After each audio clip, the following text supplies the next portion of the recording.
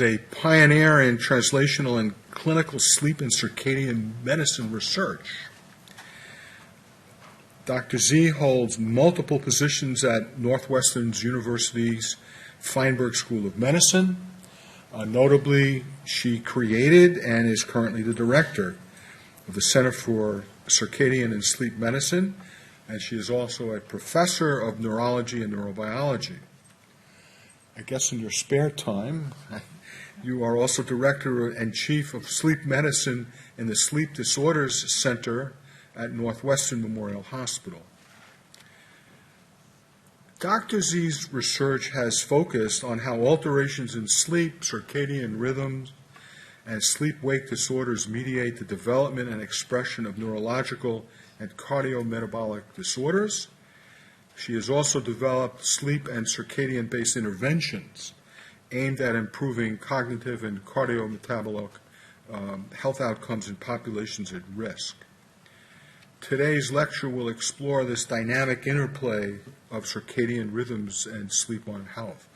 Before calling Dr. Z to the podium, let me do two housekeeping things, which are very important. First, for some of you, CME code for Wednesday, April 3rd, 50119. Okay? I think I did that right. And second, for those of you who brave the elements, there is a small reception outside following the lecture, and you get the delicious cookies that are made available for these purposes. With that, my great pleasure to introduce Dr. Z.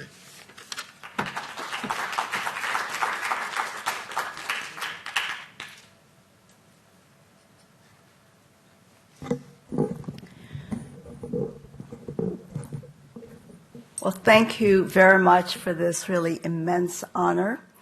And so I'm really delighted to be here, although it is on a fairly rainy day and all the blossoms have fallen already. I seem to miss those blossoms all the time. I also want to especially thank Dr. Neil Shore for inviting me. Got a beautiful email several months ago. Dr. Dang Shi for hosting, and for the AA and PHI for hosting me, the Office of Women's Health Research, and also had a lovely meeting with the Women of Color interest group here at the NIH this morning. What I think I'm going to do is give you kind of a little bit of an overview, but also some specific examples of how sleep and circadian rhythms are integrated. First, I have a couple conflicts of interest that you may want to take a look at. I don't think any of these really directly affect what I'm going to be speaking about, but as mentioned, I do seem to be doing a little too much. So here's the outline. First, I'm going to describe very briefly how circadian rhythms and sleep homeostatic mechanisms are integrated at various levels of organization. Then what are some of those implications of this interaction, not so much about one or the other, but about their interaction on the two common diseases that we work on, some of the neurological diseases like neurodegeneration and cardiometabolic disorders. And then finally, what is that future? What is the promise of potentially harnessing this synchronized interplay of sleep and circadian rhythms? Both are just fundamental biological processes, both at the brain level, but also throughout your entire body and most of your tissues, and how we can move that forward in clinical research and medicine to enhance the health span, of course, hopefully the lifespan as well. So my view is that sleep and circadian rhythms are really kind of mirror images. They should not be spoken about necessarily separately. It should be sleep and circadian, because you'll see how well integrated they are. And when we look at disease, when we look at some of the consequences, it usually is the consequence of the interplay between these two systems, rather than how we tend to think about it when we do our research, when we, even in the clinic, that they are actually separate areas. So from the very beginning of the Earth rotation on its axis, we knew that these systems were integrated. There was light, there was day. Circadian rhythms were developed in some way to coordinate the biological cycles with that of this revolution of the Earth and these prominent physical night-day cycles. And hence, later on, we developed these rest activity cycles, or what we would call wake and sleep in mammals, and also, of course, in humans. And perhaps at the basis of this is the synchronization or alignment of bioenergetics, metabolic activity, whether it's a single cell or a complex organism, with that of the light-dark cycle. And thus, it's not surprising that our activities, we are active during the day. Animals are active, most animals, except nocturnal ones. And we also tend to sleep when there's darkness. And of course, as most of you know, our modern societies have changed a lot of that because we can manipulate our light-dark cycles and so forth. So if you look at, this is an old, of course, picture, but it still really expresses how integrated these two systems are. So if you look at circadian, the word circadia means about 24 hour. So we're looking at this and we're saying, well, all this physiology, behavior, whether we're looking at the rising cortisol, that begins before you actually stand up or wake up in preparation for getting up. Melatonin secretion also stops. Pro-thrombotic factors. Platelets are more aggregable, for example, in the early morning hours. Perhaps that's one of the reasons, certainly not the only reason, why we tend to have more thrombotic strokes, for example, during that period, as well as other types of coagulopathies. Alertness, if you look at behaviors, they also change across the entire day. There are better times for everything. So the exercise aficionados as well as professional teams, they're very interested in this. Like, when can they get the biggest advantage? Because they can be very small advantages as well. But of course, the one that we are most aware of is that of our sleep and wake cycle. And indeed, sleep has a very special place in this kind of rhythmic behavior across the entire day. Sleep not only is a physiological marker, but within sleep, we have different types of stages, or let's call it states of sleep, which we will call non-REM. We can call REM sleep. Most of you are very much aware of this, rapid eye movement, non-rapid. And behaviorally and physiologically, these are very different states, although they're all coalesce within the sleep period. Brain activity is quite different between these two states. And within sleep itself, we know that there are physiological things that happen. Blood pressure dips. There's increase in heart rate variability. I'll talk a little about lymphatic flow, inflammation, all these things. But at the same time, we now know that clocks, these circadian rhythms, also regulate many of these same parameters. So again, these are integrated. They started together and naturally, and they're still integrated. So just a little drawback toward history of why, perhaps until maybe the last 15, 20 years, that we tended to see these fields as separate. So let's first take a look at the sleep field. And what you see here, these are just very, very selected. The first kind of sleep cycles recorded, REM sleep, was discovered in the 1950s, REM sleep a little bit later. And then we had the genetic revolution, looking at genes for narcolepsy, for example, discovered many of these sleep disorders, such as REM behavior disorder being described, sleep apnea being described during this whole period.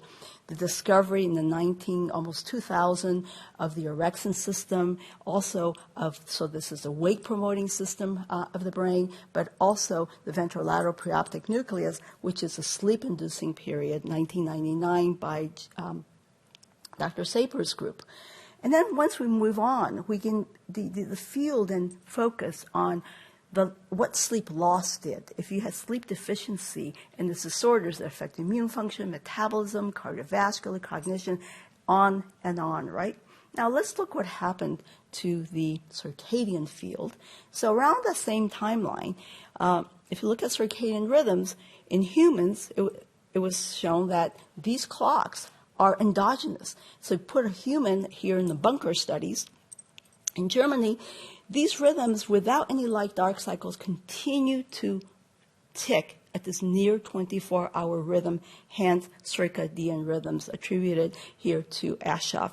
We could also see this discovery that they're genetically regulated by work from the Drosophila, etc., and that there was a central clock in the brain called in the hypothalamus called the suprachiasmatic nucleus, because if you lesion that, these behaviors, these rhythmic behaviors, at least the rest activity behaviors, were abolished. And then the genetics, very similar across the sleep timeline, cloning of the per clock gene, etc. And also in Northwestern, the cloning of the mouse clock gene by Joe Takahashi, Martha Vitaterna, and Fred Turek at that time. And then we go on to more genetics and really accelerated in the genetics area with regards to circadian rhythms. And then in 2017, the kind of culmination of much of this for the Nobel Prize was given to Jeff Hall, Michael Rosbath, and Michael Young for the discovery of the molecular mechanisms underlying circadian rhythms. And why might that be? I think it's because we begin now to realize that it has tremendous effects across all tissues, but also perhaps in disease prevention, modification, and perhaps even disease development. So two of the major things that I think was really important was that we think of these as being separately, these two fields kind of evolved separately, at least scientifically, and certainly clinically we're way behind. But Kleitman, in 1938, was actually we think of him as being the father of sleep, and yet his first experiments were experiments in the Mammoth Caves in Kentucky, which was like the bunker studies in Germany, where he wanted to look at what would happen to sleep, these rhythms in metabolic activity during time isolation. So from the very beginning, from the rotation of the Earth and really even from the beginning of this historical perspective, sleep and rhythms were together. They got a little bit separated. A couple of things that happened here in the 1980s. It was proposed that sleep and circadian rhythms at least were regulated in this two-process model, and I'll show you a little bit about that, and I think that was a game changer. And then much later in the generic era, molecular era, that a circadian clock mutation that should only affect timing, right, pretty much, actually also affected sleep homeostasis. Wow. It was hard to imagine, really, at that time. So these were, I think, in some ways, game changers. And then, of course, during this really hot period was where the NIH, National Center for Sleep Disorders Research, was mandated by Congress and established here at NIH, but under NHLBI. So we can look forward to that. Let's give you some examples. Here's a two-process model by Alex Borbelay's group, very conceptually, that there are two processes. One is the sleep homeostasis, that's regulated homeostatically. The more time you're awake, the buildup of this process. It could be at a molecular level. It could be, at that time we did not know, adenosine would be one of these potential neuromodulators that build up during wake. And then during sleep, it gets dissipated. So it's kind of a more linear process. But we know that that's not exactly what it looks like in real life. And therefore, they propose then that there's a circadian process, the C process over here, that then regulates not just the timing of sleep and wake, but also the propensity across the 24 hours for sleep and wake. And it is the integration of these two systems that then determines how much you sleep, when you sleep, and probably how good your quality of your sleep is. And so his motto was, it's not perfect by any stretch of the imagination today, but it was really a game changer. And conceptually, one could apply in research at all levels, nearly all levels of integration. And I'll show you that from cells to really tissues and physiology. And also over the years, it can be adapted to the influences of external, environmental, like light or certain types of behaviors, how they can modify this synchrony between the circadian and sleep processes. There's many, many citations, and it's as an old study. You can see the number of publications, number of cited publications are increasing, because I do think that this is where we're beginning to now recognize that these two processes are very, very tightly integrated. Just to give you a little example, this is a study done by the Harvard group, Chuck Seisler's group. What they did was they took humans here. There's like 30 some days in here. They took very healthy humans and they put them under these cycles where there was longer than 24 hours, much longer. This is almost 28 hours. So the circadian system, which has a molecular clock of about 24 point maybe 2 hours, 1.7 hours, cannot entrain to this. So they begin to free run, right, from this. And from that type of call force of synchrony, we can then dissociate a little bit of the sleep versus the circadian processes. And what they found was that slow wave sleep was primarily under this S control, the homeostatic control, whereas REM sleep was both homeostatic control, but much more under circadian control, the timing. This is why we don't get REM sleep during the day. Only narcolepsy patients get REM sleep during the day, okay? And even those now that we're recognizing of sleep and sleep spindles, which is very important for memory consolidation, they are also circadian and sleep gated. So you can see this combination of those two. So what about circadian rhythms? I just thought for this audience, I give a little introduction to this. This is courtesy of Joe Takahashi. So circadian rhythms, as I said earlier, are genetically generated, but they are also regulated by a central clock in the brain in the suprachiasmatic nucleus. And this has been the actual, when I was growing up, that's all I knew, okay? That this was all about the brain. This was a centrally generated rhythm, and all these oscillators were just kind of slave oscillators, meaning that they were rhythmic because of this brain area. You can see these neurons are rhythmic. They have day, night. They're rhythmic in a near 24-hour fashion. And within that, of course, is generated at the molecular level, and this is the really important discoveries. I think what's really, in my opinion, has changed some of the way we think about this is that now we know that these circadian rhythms, and now perhaps even sleep, depending how you define sleep, as energy cycles, but not as EEG, of course, may exist at the cellular, molecular level in all tissues, as well as a metabolic signal. And also that nearly 50% of our genome is actually rhythmic. And this is the core circadian machinery. So you got BMAL and clock, they dimerize in the nucleus, and they begin then the transcription and translation of period and cry. The period was one of the genes that was actually discovered, but also understood by the Nobel team. And then they exit, the proteins, they exit into the cytoplasm, and they get phosphorylated by these little pink things. And they then dimerize again, and they re-enter into the nucleus. And as you will see very, very shortly, depending how much is built up in that nucleus, it then sits back on this E-box and shuts its own production down. So it's an autoregulatory forward negative feedback loop. How quickly all this occurs kind of determines that cycle, whether 24, 25 hours, 23, or shorter than 24 hours.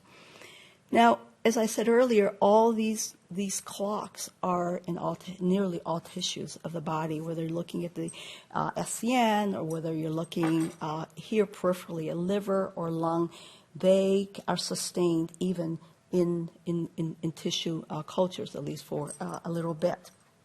But not only that, are they rhythmic in all tissues, but if you look at this Drosophila picture here, each of these dots are these modules, right, of genes that are being expressed. And if you look at the behavior, these genes are being expressed very differently at different times of the day, whether it's during the light phase or during the dark phase. So it's rhythmic across the day, and not all of them they're differentially rhythmic depending on, I guess, the system that is involved. So I said earlier, one of the game changers was the discovery of the first mammalian circadian clock mutation at Northwestern. Dr. Vita Terna discovered the phenotype up there, the wild type, whereas the mutant actually almost was very, very long circadian period. So every day is hopping on the wheel, this animal later and later. This is not seen in the typical wild type, which has a clock period of a little less than 24 hours. To make a very long story short, is that this mutation actually resulted in a single base pair substitution, and that created that mutation. It was one of the early first discoveries that a single, simple change like this could affect behavior in such a dramatic way. More so to the point of this lecture is that this circadian clock mutation, remember that's the clock gene that's in the nucleus, that also affected sleep homeostasis. It was one of the first demonstrations that it promoted more wakefulness, a little less non-REM sleep, and also altered this REM to sleep ratio. And also, in the same vein, this clock mutation not only affected sleep, but it also affected body weight. These clock mutants were heavier. They were more obese. They were heavier than so this is one of those demonstrations that a single clock gene mutation could affect physiology in many other broad ways. So this is that integration, again, between sleep, rhythms, and metabolism. But you can go the other way around. You can say, well, what if I sleep-deprive humans? So this is a human study. I'm jumping from organisms just to make points. So this is in healthy humans.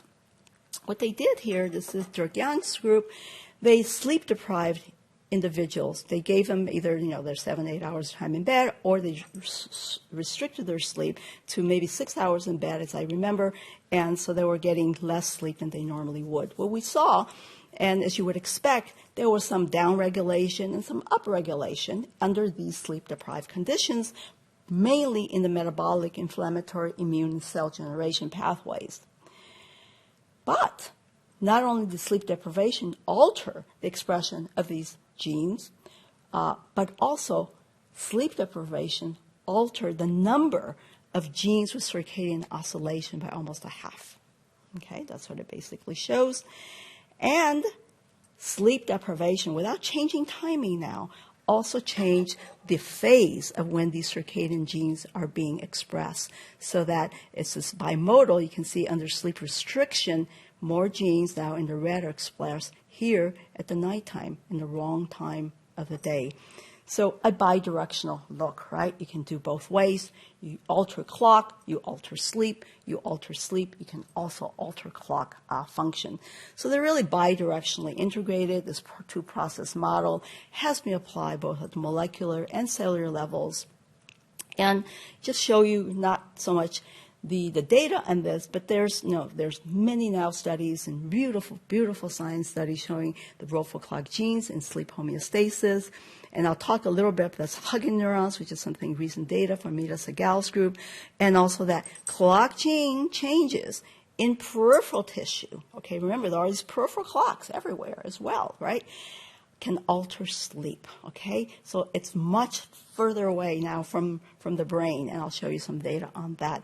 This is just one example from Dr. Amita Segal's group, where they're looking at these are the sleep pressure neurons, which we will call sleep neurons because they're homeostatically regulated, right? So you deprive sleep, you see the sleep pressure building up, the firing of these neurons.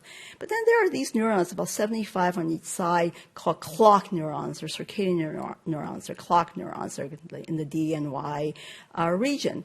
And what the Segal group found was that they call them hugging neurons. These neurons actually relayed information from the clock neurons to the sleep pressure neurons and vice versa. So now you can see that how is this two process in some ways integrated even at the cellular and perhaps molecular level. Here's the cool stuff. Dr. Kekema Paul showed several years ago that if you knock out BMAL in the brain, it doesn't do much for sleep. But if you knock out BMAL in the muscle, in the skeletal muscle, it increases sleep pressure. So that's interesting, right? So he's looking over the years, and BDNF may be one of the modulators here. And you can see then when he then expresses this more recent work, I think it's unpublished yet, when he overexpresses BMAL, this core clock gene, you can see BDNF is higher in the muscle. And he sleep deprived, or his group sleep deprived these animals 5 days of chronic sleep loss. And in this overexpressed skeletal muscle, BMAL overexpression, there was no sleep rebound. So when you sleep deprive, the homeostatic sleep process kicks in, right, to recover it. But didn't look any different. So these sleep regulatory processes are assumed to be exclusive to the brain. That's what we thought. But by these experiments, like knocking out core clock genes like BMAL in muscle, it affected the amount of sleep, and the overexpression reduces recovery response to sleep loss. So we can conclude that muscle and maybe other peripheral tissues, clocks, regulate brain sleep homeostasis. Now you're looking at this at the molecular level. So coming back to humans and coming back to the normal kind of physiology life, you can see that what happens is that these clocks are running at a near 24-hour, because they're never exactly 24-hour. To be exactly 24 hours, you have to then get input, zeitgebers or time givers. Light is the strongest of these time givers. And here's the SCN, of course, it's not that big, but here it is. And it's receiving light information through the retinal hypothalamic tract, and then this information gets relayed to other brain regions, almost all brain regions, and also transmitted to the peripheral tissues, some of it, at least one pathway, through the autonomic nervous system. But of course, we do know not only is that, but we know that melatonin is secreted by the pineal gland. That can affect sleep and wake cycles. Sleep itself is just bidirectional now, right? Sleep itself. Also, what you eat, I'll show you a little bit about that, your microbiome, which I will not talk about, but clearly those are things that are in the horizon that people are looking at. But one of the things that we do mess up a lot is that we're eating or doing these behaviors at the wrong time, out of sync with this master circadian clock. I call it central clock. We don't call them masters anymore, central clock. And also, when we expose ourselves to light-dark cycles late at night and or live in these large cities, we are providing the wrong lighting information to the clock. And light is the most powerful of most of these time givers for entrainment of the circadian clock. So if you change the light environment, if you change social work, wall clocks, and cycle behaviors such as eating, exercise, or sleep timing, it's going to affect the synchronization between the environment behaviors with your internal biological clocks. And this, of course, as I said, is in all of this. And a misalignment can create both circadian and sleep disruption. And misalignment can also then include not just between the inside world and the outside world, but also within the inside clocks themselves, the internal clocks themselves, or peripheral clocks themselves. And that has been shown in multiple studies now to show that it has broad implications as risk for neurologic, psychiatric, cardiovascular, whatever institute you're in. It should affect that, okay? It should affect that. We're doing some work on maternal fetal data as well. So it's really everything, most things that people have looked at, you really see that. But as a clinician, I would say, if you have these disorders, you can also affect the circadian system, you can also affect sleep. So in many ways, again, it's this bidirectional or multi-directional process. So I'm going to summarize that we have these two processes conceptually. The sleep homeostatic drive, which is very simply gets more and more, builds up, and you dissipate during sleep, almost in a linear way. And this is dissipated during the sleep period. And then here's the circadian system. One of the roles of the SCN is to send a signal to secrete melatonin from the pineal gland. The other role of the circadian system is that it produces this counter-alerting signal. These neurons, when they're firing during the day, during the light period, they're producing alerting signals to counteract this immense increasing drive for homeostatic sleep. This is why we can actually stay awake during the day, and even right now, kind of dipping right here. You see that? So I forgive you if you fall asleep, except for those who are remote. And you can see that. And then really, it picks up this alerting signal right before you go to sleep, maybe implicating insomnia disorders. Melatonin gets secreted. The signal goes down. Perfect time for you to recover the homeostatic debt here, as well. It's perfectly aligned to get your 7 to 8 hours of sleep. And of course, all of this can change with age. There's sex differences, and all of this lifestyle disease can all affect this interaction between these two major processes. All right, what about sleep clocks and brain health, areas that we've been interested in? So there's rest activity, rhythm, amplitude. With any organism, whether we're looking here at the mouse, a young mouse has beautiful rhythm, very tight, less than 24-hour rhythms. Old mouse, a little fragmented already. If we put humans in a running wheel, which we don't do, but we put them here, use these actigraphy watches, we see very similar patterns. Young, healthy person with very strong rhythms here. This is sleep in the white period, and this is the activity levels. Middle age, you begin to see already some fragmentation of the sleep here across several days. This is 7 days of recording from the watch. And here's an older adult with dementia, right? It's hard to even see where that rhythm is at, that sleep-wake rhythm is at. And indeed, this type of sleep fragmentation has been shown early on. This is a classical study by Andrew Lim's group showing that the amount of fragmentation of the sleep-wake cycle predicts incident Alzheimer's disease and cognitive decline some 6 years later. So and there's been many studies since then that very consistently show this pattern. However, this was one of the first ones. More recent study looking at another type of common neurodegeneration, Parkinson's disease. Here's a healthier person, and here are those with Parkinson's disease. And what we see is this change in the amplitude, lots more variability, right? But overall lower amplitude. And when Lang Ying's group, they did further analysis, look at that, they saw that when there was a decrease in circadian, this is from many, I can't even remember how many thousands of people, this came from actigraphy data, that the decrease in circadian amplitude and other measures of circadian robustness were favored the development of incident Parkinson's disease. So there's something about that, right? So it's very similar, all these neurodegenerative disorders. This is a study done by Alex Vudanovich, who's now at the Mass General. This was part of his K23 work with me.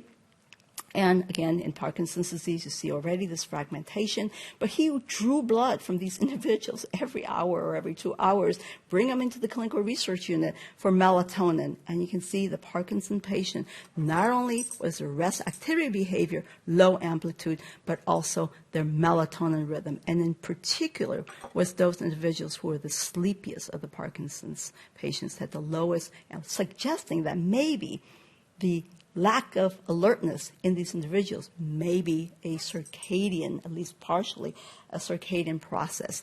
This is a review, which is a really nice review from Musek for Eric and David Holtzman's group, showing, well, how does this work? How do we integrate clocks and sleep, right? They're bidirectional, as I showed you already.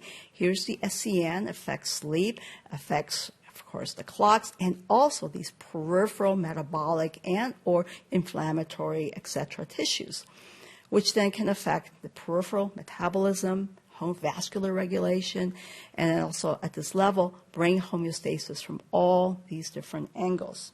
So I'm sure all of you have heard about the lymphatic system, right?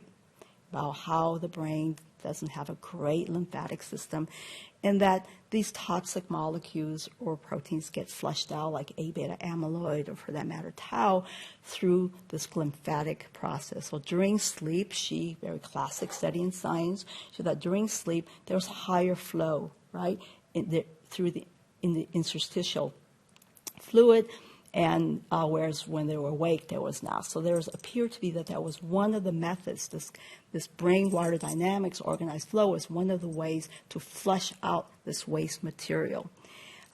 This is the MRI here is from Laura Lewis's group, and what they show is that with the EEG, they were able to see these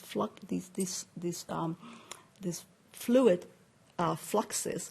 And that each of these, many of those were preceded by sleep, and particularly this deep sleep, which is about 1 hertz per, less than half to maybe 2 or 3 hertz per second.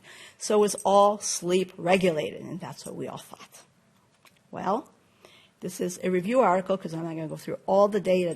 There's really building data, both from an astrocyte level or not, but that the blood-brain barrier is circadian clock regulated as well, because there's different ways you can knock out clock genes and so forth, and you begin to see a breakdown of the blood-brain barrier as well, and that itself could be promised. So again, it's not just about sleep, but also they have to be integrated. Steve Brown said to me, I don't understand. I'm a neurologist. Tell me, how does this really work? He says, well, clocks are like, he says, it tells you when to make something, let's say these molecules or these proteins. Sleep tells you how much. So we can certainly enhance rhythms with all of these different things. I'm trying to see the clocks. It's 2 minutes. Does that mean I only have 2 more minutes? Okay. Okay. Yeah, great. So enhancing sleep. So I think that we have now the potential with this type of understanding to use circadian and sleep-based principles to perhaps enhance sleep. Now let's talk about another area that I've been actually working on, or our group and others, is about circadian integration, feeding, and metabolism. We know that, it's my phone. Sorry, this is the problem. What? Call me. Now I hope they don't trip over this. There we go. So another area would be how it affects metabolism, where I told you that even the circadian clock mutation, the clock mutation, can result in weight gain or obesity in the clock mutant mouse. So we have light, with brain, SCN, the same thing we talked about at the clock oscillator level. And remember, all these peripheral tissues, muscle, liver, they all have the same molecular machinery of the clock. And then we have food and light. Sometimes they're not synchronized with each other. We're eating at the wrong time. And that's very likely not to only affect the outputs of the clock, but also really the state of which the tissues are going to be able to be more resistant, metabolically more challenged, or not. So, I don't know what that meant, but so here's one of the. Did I have another study? Here's another study where. I just want to go back to this one. This is a study by Frank Shear. Again, an earlier study, but classic study, where he took very healthy humans and young, relatively healthy young, and he caused circadian misalignment under the protocol that I talked to you about, where you can put people in these forced asynchrony protocols and try to align or misalign their rhythm with their sleep and wake. So if you look in the green, I believe this is when they're aligned. You can look at the very top things, leptin levels. You can see leptin levels under circadian misalignment was lower, means that these individuals were likely to be hungrier, right? It's a satiety hormone.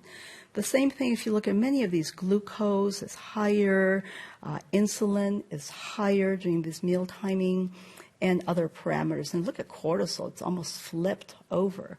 So circadian misalignment was associated with changes in both the appetite regulating hormones, glucose dysregulation, and also what they found was later sleep timing was related to poor dietary habits and BMI. So there's a whole host of studies that are really important that show that late time eating relative to bedtime may be a state of misalignment, and that increases the risk both from epidemiological studies as well as this very controlled experimental studies of risk for metabolic dysfunction.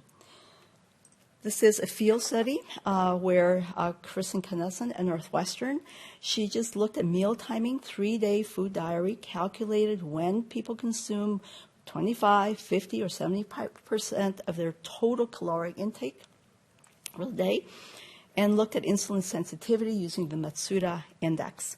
What you can see very clearly is that the earlier they consume 75% of their calories or 50%, they have better insulin sensitivity.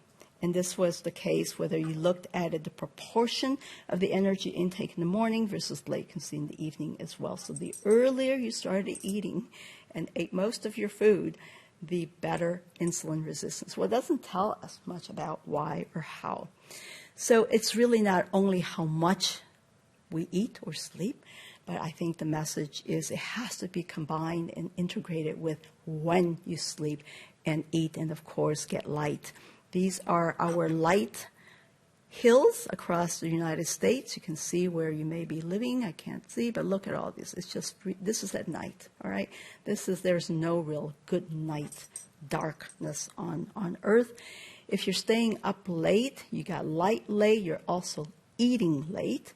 And so all these behaviors are moving together. Just a little bit about light. This is a study done by Minji Kim. This is looking at older adults from the Chicago Healthy Aging Study funded by the NIH, where if you look at any light at night, any light in these older individuals at night was associated with increased risk for obesity, change in BMI of more than 10%, diabetes, as well as hypertension. I'm not saying the light is doing that, but light may be causing this misalignment because those people may be eating later. We don't have that data. We only have their actigraphy data. But it's something is food basically for thought. She did the same type of study here in a NICHD and NHLBI funded study called New Moms to Be in healthy pregnant women, relatively healthy pregnant women. She looked at actigraphy. This is this watch with rest activity. There's no difference between those who had gestational diabetes and those who did not with regards to the amount of physical activity or the timing of physical activity across the entire 24 hours. But if you looked at the light information, look at the red line here. Those with gestational diabetes were also those who were more likely to have exposure to light within 3 hours of bedtime. So there's something that light is causing some kind of dysregulation or misalignment. And this is just a reflection of this, that if you look at those who had the highest light before bedtime, you can see that we have these even unadjusted odds ratio of like 3 or 4. So it's really a large effect size. So we went over this kind of regulatory system from central to peripheral and how they're integrated with the behaviors, but also with the external light-dark cycle, sleep-wake, and feeding behaviors. So we can clearly now say, well, what can we do about that, right? Well, we can do light. We talked about we can actually do light therapy. There are many studies that are looking at that, both in neurodegeneration, maybe a little bit less in metabolic syndromes. We can give melatonin. Somebody just told me, should I take melatonin? Sure. And we have these central, we have these peripheral clocks. We can do physical activity. Again, all of these are things that we have done in the past and many others in the field are working on. Very, very important types of things. We can improve sleep. Remember, sleep is this kind of gear, this bidirectional gear, multidirectional gear for all of these things. But I want to focus this last few minutes on the feed-fast cycle. This is some work that we're doing very recently. So what are time-restricted feeding? There's a substantial amount of really nice, important data in animal studies. You can see in really, really nice articles that time-restricted feeding, based on a circadian principle, can improve metabolic function. And we also know that late isocaloric eating increases hunger, decreases energy expenditure.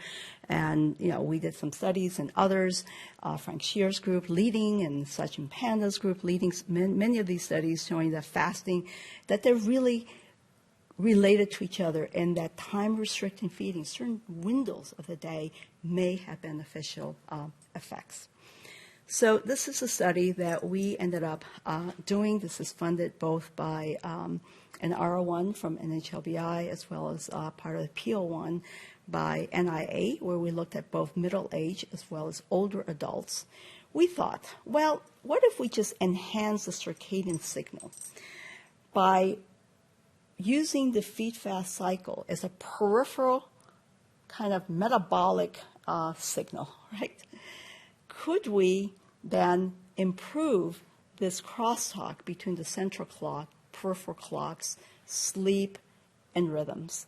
And could we, through those mechanisms, improve cardiometabolic function in these adults who were not diabetic, they were overweight in general, and they may have well controlled, they may have hypertension, but they were fairly well controlled. And we just looked at their feeding duration. The intervention was they had to dim all their lights out, everybody, whether they were in the control group or in the experimental group, 3 hours before bedtime, because we didn't want light to affect that. We had data from before that having bright light when you're eating actually affects your metabolism, okay? And it differs between the morning and the afternoon. So we want to control for that. And then we extended their overnight fast by 2 to 3 hours, between 12 to 16 hours at the most, depending on the individual. And we asked them to stop eating 3 hours before bedtime. This is the intervention group. The other group just dimmed their lights out 3 hours before bedtime. And participants were allowed to choose whether to stop eating earlier to make that longer fasting period, extending the overnight fast, or start eating later after awakening. And this is the group of talented women who also were co-investigators in the study, Kathy Reed, Daniela, and Saber Abbott, and Kristen Knesson. So here's the overall design. Very tough one during the pandemic. This was really hard. They had a screening period. They came into the clinical research unit so we could draw their blood and do sleep recordings, all of that for 3 days. We admitted them. And then we got the first baseline information from them. And then we randomized them to either the extended overnight fast or the habitual, and then we follow them for, it was a 6-week intervention.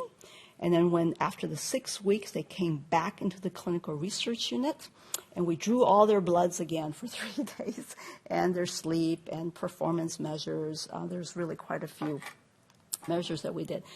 While they're in the field during the 6 weeks, they got continuous actigraphy, sleep and food logs, and also intermittently CGMS so that we could look at glucose monitoring on a continuous level for 7 days and heart rate. So this is what it looked like. This is the actigraphy recording of the individual. In the blue here is their sleep period, and in the dashed lines will be their feeding interval. So here's at baseline, right? They were all fairly normal sleepers. We did not want anybody who was sleep deprived, who was short sleepers, or that had a circadian extreme chronotypes. So this was their intervention. We increased the duration of their fast, and they maintained that throughout those 6 weeks. We called them, every other day to make sure they were doing that. And they came back to the clinical research unit after the intervention here to see what effect this had. They kept these food diaries every day, and we're able to look at macronutrients. We're able to look at timing. They're all timestamps. We can look at when they were doing it. And we can build this is one example, plots where we can look at the relationship between multiple things. So in this little part is if you look at the eating in the fasting interval here, you can see that during the intervention, the fasting interval did increase, right? But this is actigraphy data here, so we can see how the sleep-wake timing, all these peaks were occurring relative across this 24 hours, as well as we could look at other parameters, sleep, we could look at actigraphy, we could look at heart rate variabilities. We can plot these now in the circular plot to look at these relationships between these multiple physiological and behavioral activities with each other, and whether that synchronization alignment would in any way be. We're still not there yet. We still need some really computational power to do that. So just a little bit, this is some preliminary data. We just finished analyzing some of this. We've closed the study. And what you can see, this is from our primary outcome was the oral glucose tolerance test in the morning as a metabolic parameter. And here's the glucose between visit 3 is baseline, blue is baseline, orange is post-intervention. There was not much difference in glucose. You may see maybe, but there was really not much difference in glucose, at least not significant.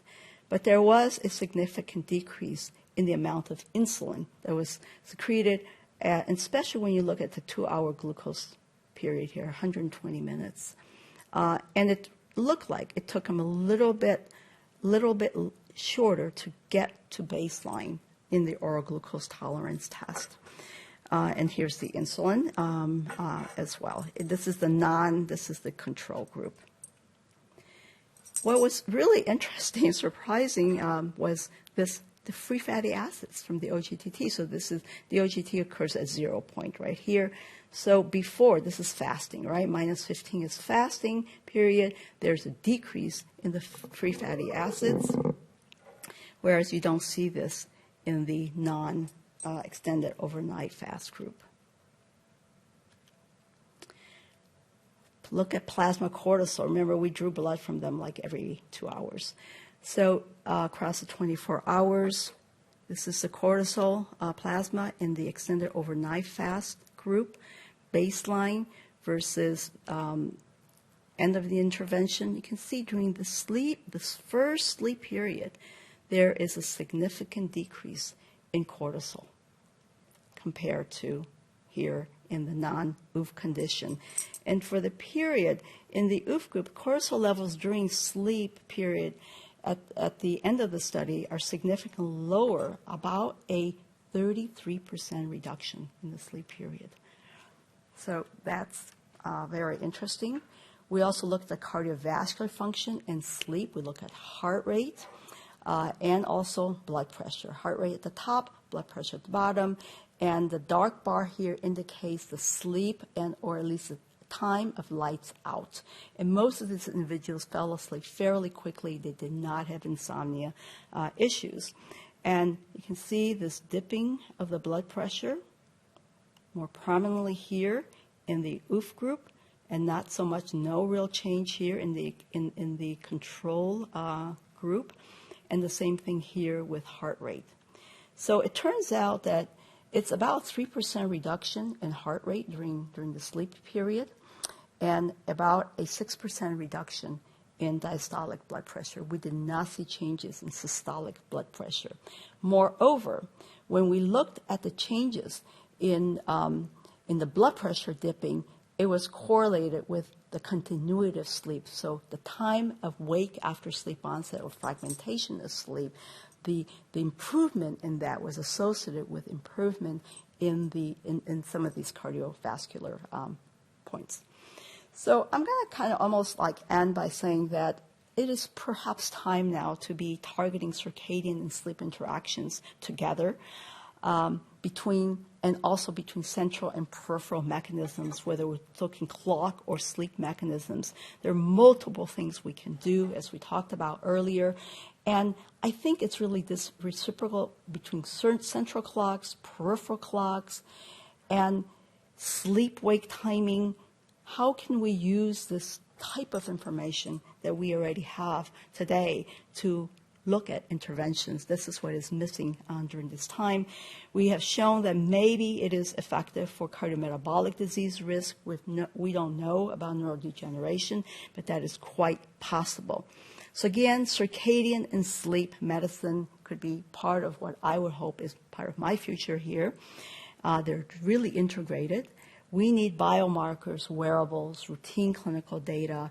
Timing of diagnosis could be improved. We could continue to use typical methods like light, melatonin, exercise, time-restricted eating, and perhaps through molecular mechanism to drug the clock as well, to change the period of the clock, to change the phase of the clock with medications. And as mentioned earlier, we do at Northwestern have this first circadian medicine clinic. It took me the longest time. It took years to change the plaque. It was just called the Sleep Center, right? And now you can see Sleep Clinic, Circadian Medicine Clinic, and Sleep Laboratory, and the name has changed to Circadian and Sleep Disorders Center, where all the patients can see. As I said, the future is going to be in chronodiagnostics, biological timing in the clinic, using sensors, multiple sensors, of course, technology, using different models, algorithms to look at temporal profiling. So, for example, we have different kinds of omics to determine with one or two blood samples, maybe one blood sample, what phase is it in your body, right? Because we can't be doing 24-hour blood draws, right, from people every 2 hours. That's great, but that is not going to be scalable to the clinic. So this is something that's moving into the future as well.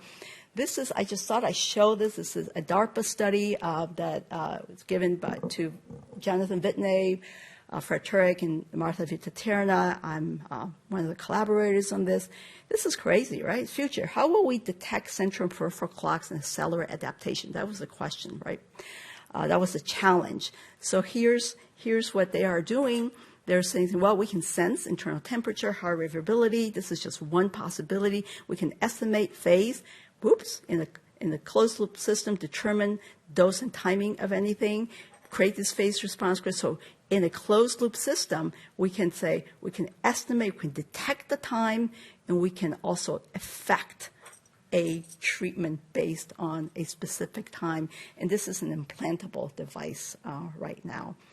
So I want to end by saying that we have many ways in which we can use sleep and circadian principles and approaches to affect multiple outcomes, whether we're looking at neurological, cardiovascular, population health, surgical, critical care. Studies are ongoing in almost all of these areas, so this field is really growing beyond, including, but beyond just sleep and wake regulation. And what really excites me a lot is that we can apply this circadian and sleep science to public health, not just to my clinic, but also to public health and medicine to address health disparities. Just want to show you this. This is from the CDC. This is a publication that we did last year in Lancet Public Health. This is insufficient sleep. This is the areas in our country of insufficient sleep. Same look of poor general health, poor mental health, poor brain health, obesity, and hypertension. So I think this is an opportunity also to think about regions where there is both health disparity and how can we use sleep insufficiency as one of these health disparities. So I want to thank those of you who are here and those of you online for listening to me, and also thank you, the NIH, for many years of funding and continuous funding for the work that we and many others in our field do, as well as to those whose work that I actually mentioned here. You see their pictures, and really a great team of collaborators across Northwestern and also across the country. So thank you again.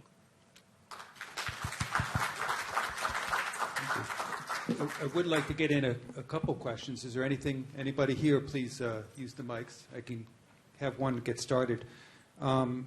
why is the circadian cycle 24.2 hours when the day is 24 hours?